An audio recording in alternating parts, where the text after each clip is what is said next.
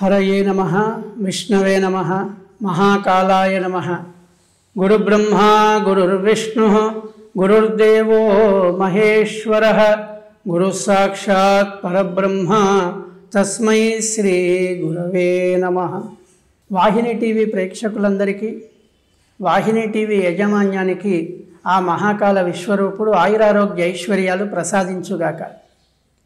ఈ చక్కని సదవకాశంలో ధర్మ సూక్ష్మాలు కార్యక్రమంలో కేవలం సమాజ శ్రేయస్సుకై ఉద్దేశించి ఈ కార్యక్రమాన్ని ప్రసారం చేసే అవకాశం లభించింది।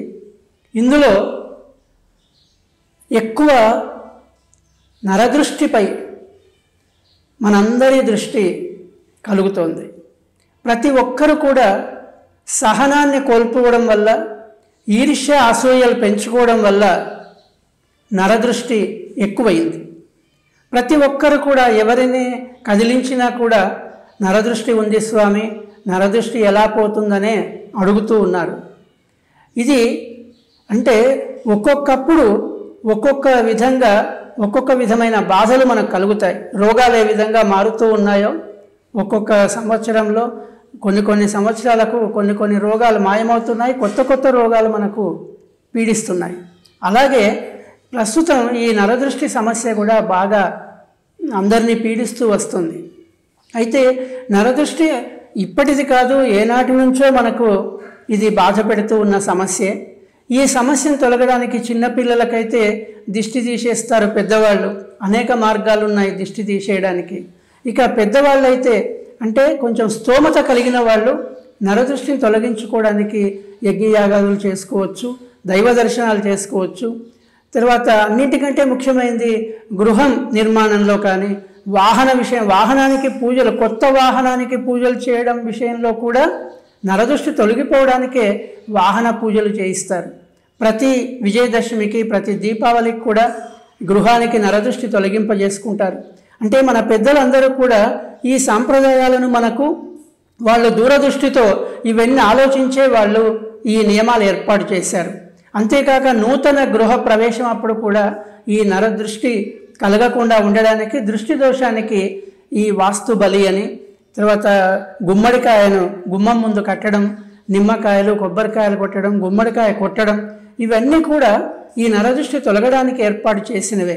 ఇందులో ఎవరికి వారు చేసుకునేవే, ఎదుటి వారిని ఏదో బాధ పెట్టడానికో ఎదుటి వారిని ఇబ్బంది పెట్టడానికో మోసగింపజేయడానికో చేసేవి కావు। ఆత్మరక్షణ కోసం, తమ గృహరక్షణ కోసం, తమ కుటుంబ రక్షణ కోసం చేసుకునే ఈ నరదృష్టి ఉపాయాలను ఆచరించాల్సి ఉంది। ఇవి ఆచరించడమే కాకుండా ఇంకా తీవ్రమైన పద్ధతిలో ఉన్నప్పుడు ఆ నరదృష్టి కలిగినప్పుడు ఏ విధంగా ఉంటుంది అంటే ఇది తాత్కాలికమైన సమస్య, దీన్ని శాశ్వతమైన సమస్యగా జీవితకాలంలో జరిగే అన్ని కార్యాలకు కూడా ఈ నరదృష్టే కారణం కాదు, కేవలం ఇది తాత్కాలిక సమస్య। ఎవరైనా ఒకరు మంచి వేదిక మీద ఉపన్యాసం చేశారో లేదా మంచి నాట్యం చేశారో వాళ్ళకు వెంటనే నరదృష్టి కలిగింది అనుకోండి, అలాంటి నరదృష్టి కలిగిన వారికి వెంబడే కడుపు నొప్పి లేవడమో లేదా జ్వరం రావడమో తాత్కాలికంగా వస్తుంది। అది తొలగడానికి ఆ దృష్టి తీసేయడం చేసినట్టయితే అది తొలగిపోతుంది, అది అంతవరకే। అలాగా ఈ నరదృష్టి అనేది తాత్కాలిక సమస్యగానే మనం చూడాలి తప్ప శాశ్వత సమస్యగా బాధపడాల్సిన అవసరం లేదు, భయపడాల్సిన అవసరం అంతకంటే లేదు। అయితే దైవ దర్శనం చేసుకోమని అందుకే చెప్పారు, ఎవరైతే సంపూర్ణ ఆత్మవిశ్వాసంతో ఉంటారో వారికి నరదృష్టి కలిగే ప్రసక్తే లేదు।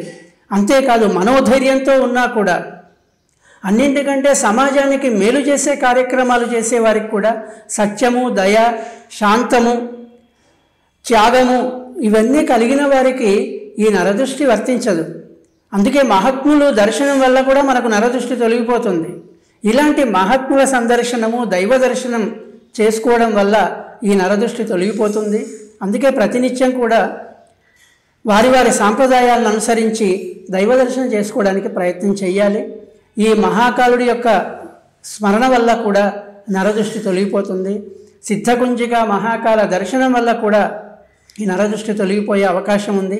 ఇలాంటి కార్యక్రమాలను మనం కొనసాగించినట్టయితే విద్యార్థులు కానీ, ఉద్యోగులు కానీ, లేక వ్యాపారులు కానీ రాజకీయ నాయకులు కానీ అధికారులు కానీ ఎవరికైనా కూడా, వ్యవసాయదారులకు, కార్మికులకి, అందరికీ కూడా ఈ నరదృష్టి కలుగుతుంది.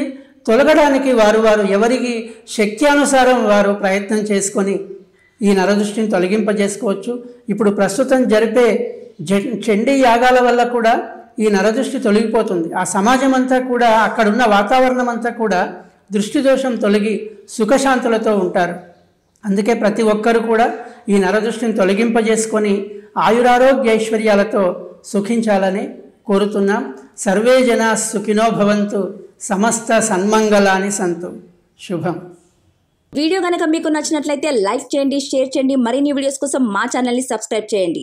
మీ అభిప్రాయాలు మాకు కామెంట్స్ రూపంలో చెప్పండి. మరిన్ని వీడియోస్ కోసం మా ఛానల్ని సబ్స్క్రైబ్ చేయండి.